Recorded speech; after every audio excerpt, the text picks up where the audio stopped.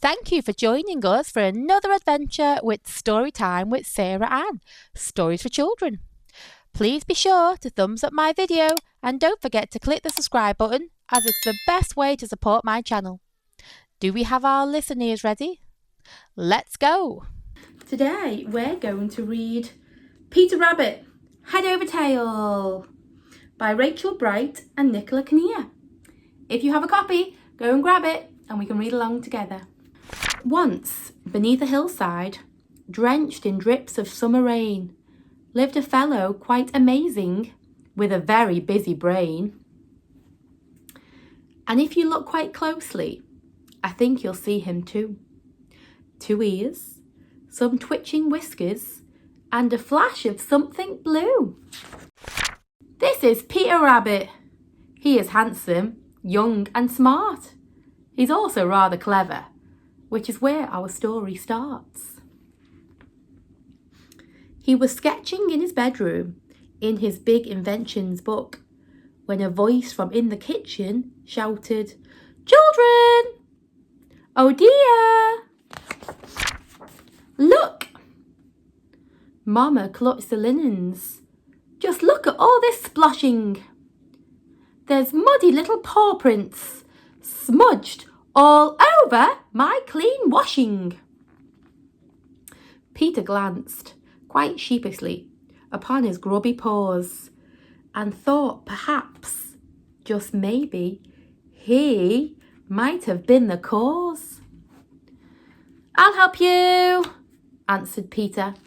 He knew exactly what to do. Clutching at his book, he said, "I'll make them good as new." He had thought of an invention. In his eye, a little twinkle. "I'll make a magic washing line to Mrs. Twiggy Winkle."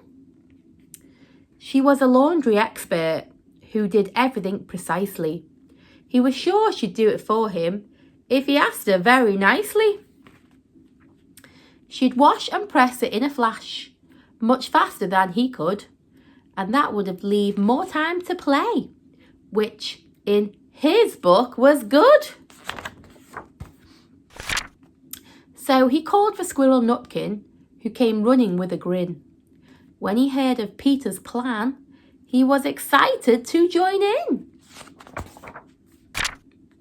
Nutkin scampered quickly across the forest floor to tie the line up tightly near Mrs. Tiggywinkle's door.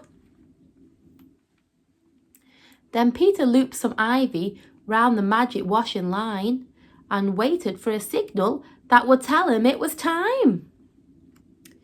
When Squirrel Nutkin tugged, he'd go upon the count of 3. 1 and 2 and... Peter leaped and flew out of the tree. He zoomed across the canopy and gathered up some speed. His latest master plan was working very well indeed. But when he reached the spot where Squirrel Nutkin was now standing, he realised then he hadn't thought about a nice soft landing. Mrs. Tiggywinkle, when she opened up her door, was surprised to see a pile of sheets and Peter on the floor. She bundled up the washing and ushered them inside, into her cosy kitchen with efficiency and pride. And in 2 slices and 2 cups, the laundry, it was done. Soon Peter could get back to being wild and having fun. He said a gracious thank you and climbed up to the line. As Squirrel Nutkin shouted out, "I want to ride this time." But 2 was rather heavy for a comfy journey back. It was built for just 1 Peter. So the washing line went slack. As they zipped along the straining line, they very quickly found their bottoms getting closer to the rising upwards ground.